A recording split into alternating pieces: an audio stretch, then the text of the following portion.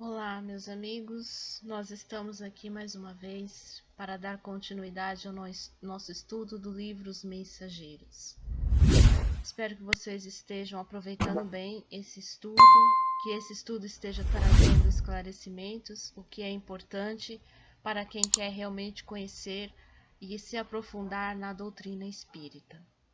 Antes de iniciarmos aqui o nosso estudo, vou pedir a vocês para que se inscrevam no canal,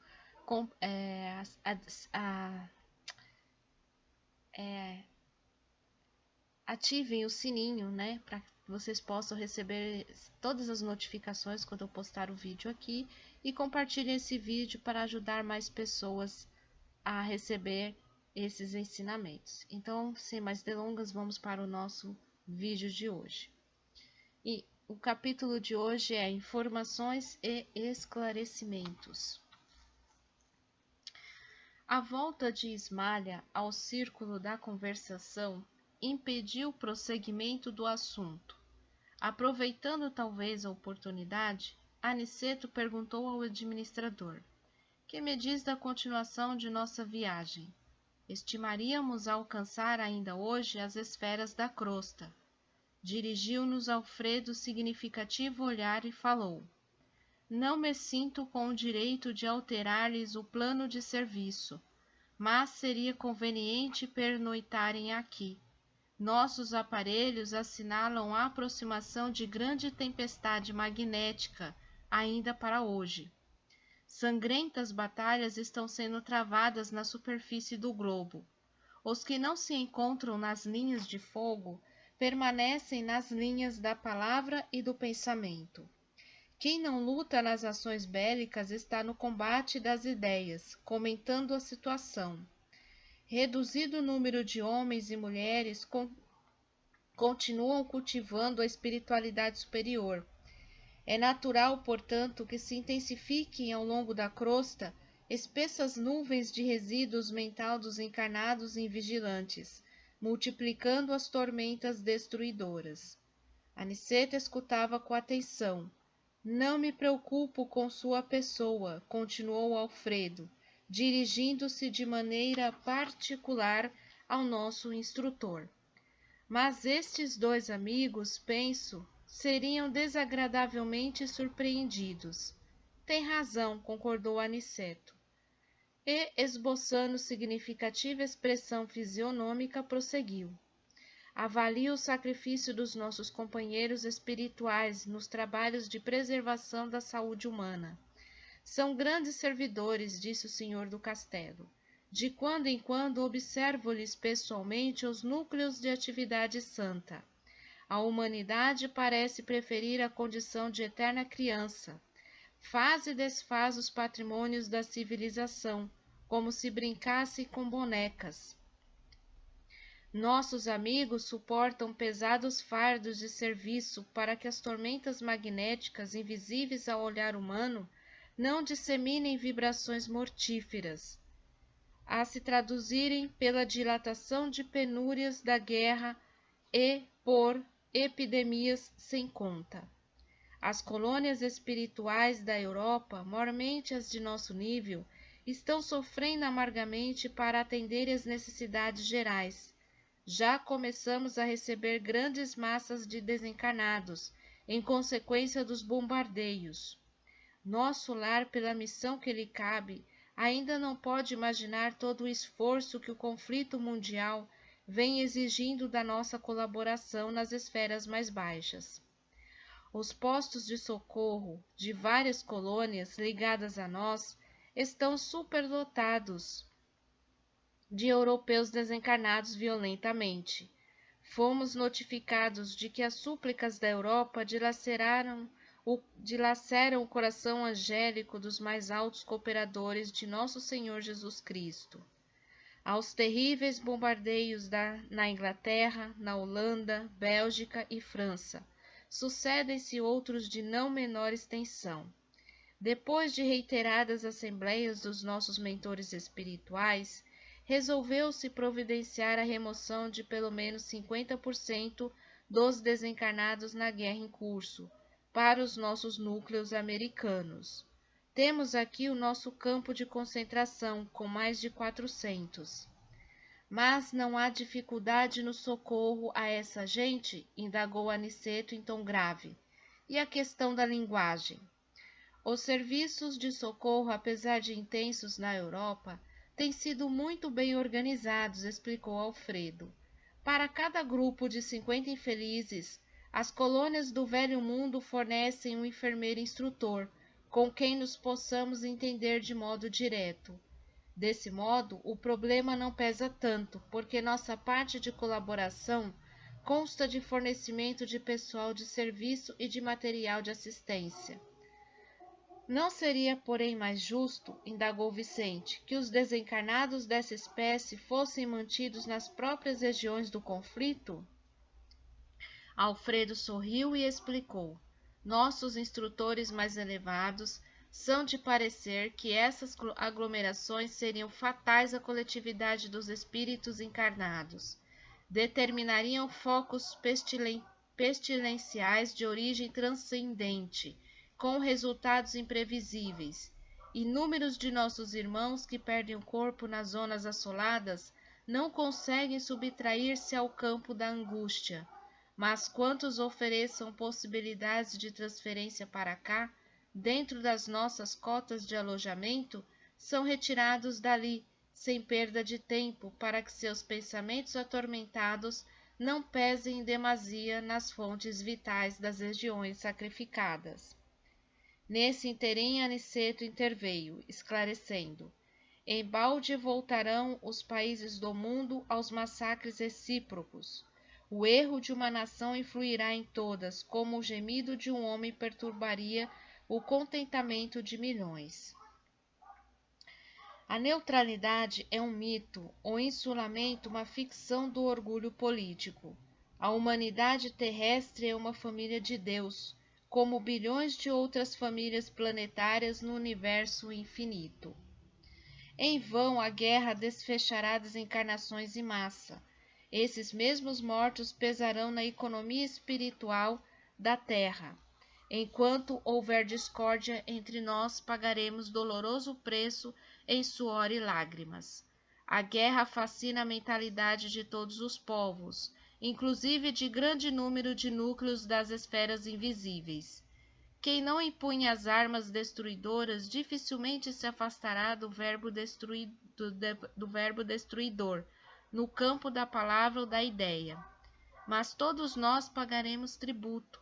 É da lei divina que nos entendamos e nos amemos uns aos outros. Todos sofreremos os resultados do esquecimento da lei, mas cada um será responsabilizado de perto pela cota de discórdia que haja trazido à família mundial. Alfredo, que parecia ponderar seriamente os conceitos ouvidos, observou. É justo. Aniceto voltou a considerar após silêncio mais longo.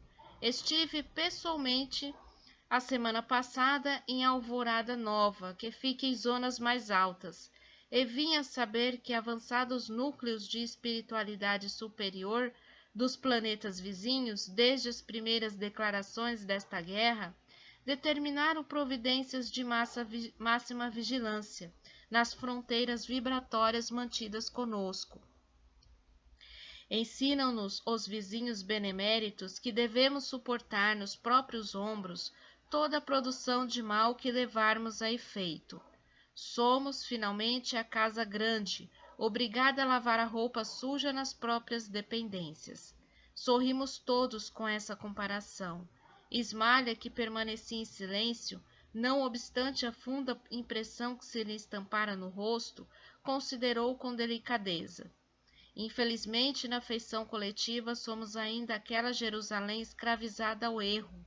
Todos os dias somos curados por Jesus, e todos os dias conduzimo-lo ao madeiro. Nossas obras estão reduzidas quase a simples recapitulações que fracassam sempre. Não saímos do estágio da experiência, e dolorosamente para nós estamos sempre a ensaiar no mundo a política com os Césares, a justiça com os Pilatos, a fé religiosa com os fariseus, o sacerdócio com os rabinos de Sinédrio, a crença com os jairos que acreditam e duvidam ao mesmo tempo, os negócios com os Anáses e Caifáses. Neste passo, não podemos prever a extensão dos acontecimentos cruciais, enquanto, com as definições ouvidas, aventurei-me a dizer: como é angustiosa, porém, a destruição pela guerra. Nestes tempos, contudo, observou Alfredo bondosamente, a prece é uma luz mais intensa no coração dos homens. Bem se diz que a estrela brilha mais fortemente nas noites sem luz. Imaginem que, para iniciar providências de recepção aos desencarnados em desespero, já fui mais de uma vez aos serviços de assistência na Europa. Há dias em missão dessa natureza, fomos eu e alguns companheiros aos céus de Bristol. A nobre cidade inglesa estava sendo sobrevoada por alguns aviões pesados de bombardeio.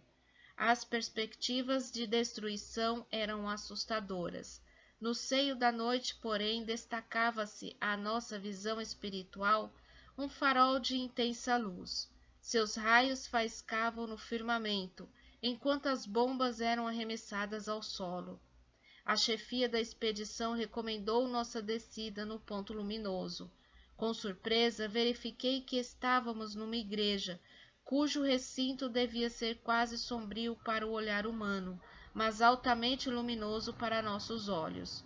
Notei então que alguns cristãos corajosos reuniam-se ali e cantavam hinos.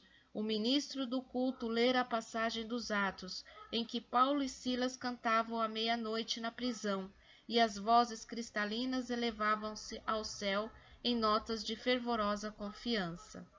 Enquanto rebentavam estilhaços lá fora, os discípulos do Evangelho cantavam, unidos em celestial vibração de fé viva. Nosso chefe mandou que nos conservássemos de pé, diante daquelas almas heróicas que recordavam os primeiros cristãos perseguidos, em sinal de respeito e reconhecimento. Ele também acompanhou os hinos e depois nos disse que os políticos construiriam os abrigos antiaéreos, mas que os cristãos edificariam na terra os abrigos antitrevosos. Às vezes, conclui o senhor do castelo, em tom significativo, é preciso sofrer para compreender as bênçãos divinas. Tá aí o nosso capítulo de hoje, né?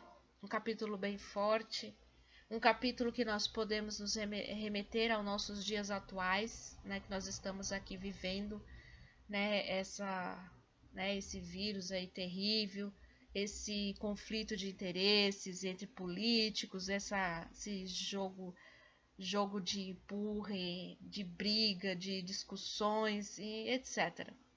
E já foi dito mesmo, né, que o plano espiritual nesse mundo, nesse momento que nós estamos vivendo hoje, né, está pedindo a colaboração de todos os trabalhadores, né, do bem, de todos aqueles que estão se predispondo a estudar, a se aprofundar, né, no espiritismo, a se aprofundar na doutrina, para também estar auxiliando com orações, com pensamentos positivos, para a gente sair dessa faixa vibratória negativa, pesada, que está tendo o nosso planeta.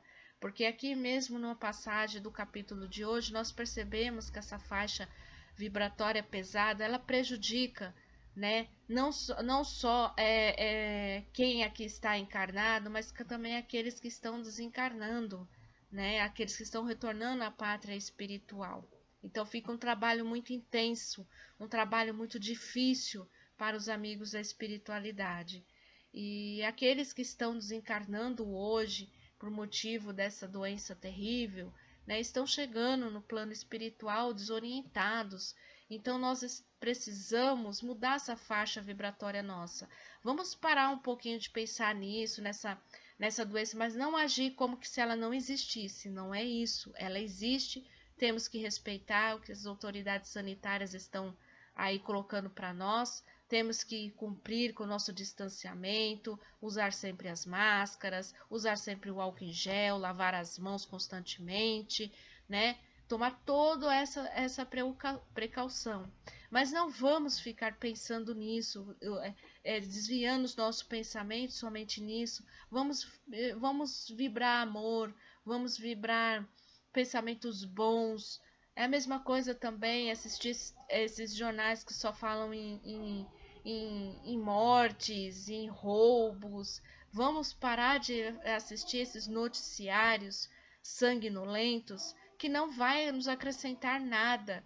É muito melhor você, ao invés de assistir isso, aquele minuto para assistir o jornal, vai ler um livro espírita, vai ouvir um vídeo de mensagem, vai assistir um estudo espírita, acrescentar algo para você que vai te ajudar a ajudar o seu próximo lá na frente. Então vamos fazer a nossa parte, vamos ser mais positivos, vamos nos dar mais a mão, pensar nos nossos irmãos, não agir com o egoísmo, pensando em nós mesmos apenas.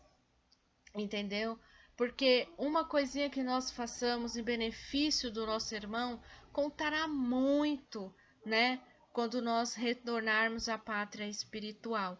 Então, para que nós possamos ter um bom retorno, só vai depender de cada um de nós. E precisamos dessa força, dessa união, para que nós nos fortaleçamos e assim possamos trabalhar com mais vontade, mais garra e mais eficácia para ajudar aqueles que estão necessitando, que estão passando por dificuldades, né? Porque eu entro assim nesses grupos, grupos lá do Facebook de Espiritismo, e as pessoas ali colocam que estão precisando de oração, que estão precisando, né, de conselhos, estão precisando que algo, né, estão desanimadas, que estão falando uma série de coisas assim extremamente negativas. Mas essas pessoas têm que parar e pensar: peraí, o que está acontecendo na minha vida? Peraí, eu vou aqui juntar as minhas mãos, vou orar, não é rezar não, é orar e pedir a Deus força para enfrentar essa situação que eu estou passando.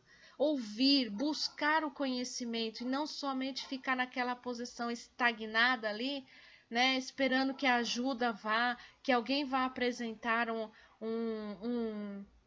como se fosse uma mágica, a resolução do seu problema. Não, as dificuldades Deus coloca nas nossas vidas para que nós possamos superá-las, né?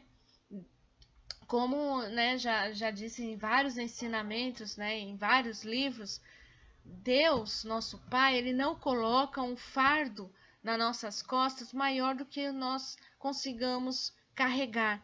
Então, se aquele fardo está ali, nós conseguimos ultrapassar. Então, vamos voltar os nossos pensamentos para Deus, para Jesus e pedir orientação, sim. Pedir muita orientação nesse momento que nós estamos vivendo, em todos os outros momentos das nossas vidas, quando bater a tristeza, quando bater o desânimo, vamos mudar a nossa sintonia, vamos mudar a nossa faixa vibratória, vamos procurar estudar mais sobre a doutrina, vamos ouvir mais músicas que traz esse fortalecimento interior, tá? Então espero que vocês tenham gostado do nosso vídeo de hoje e aguardo vocês aqui no nosso próximo vídeo, né, na próxima semana, e vou ver se eu vou estar trazendo mais alguns vídeos aqui para acrescentar esse nosso estudo durante a semana, tá bom? Então espero que todos fiquem bem, um forte abraço a todos vocês, fiquem com Deus e até o nosso próximo vídeo. Que Deus abençoe vocês e as suas famílias, que assim seja.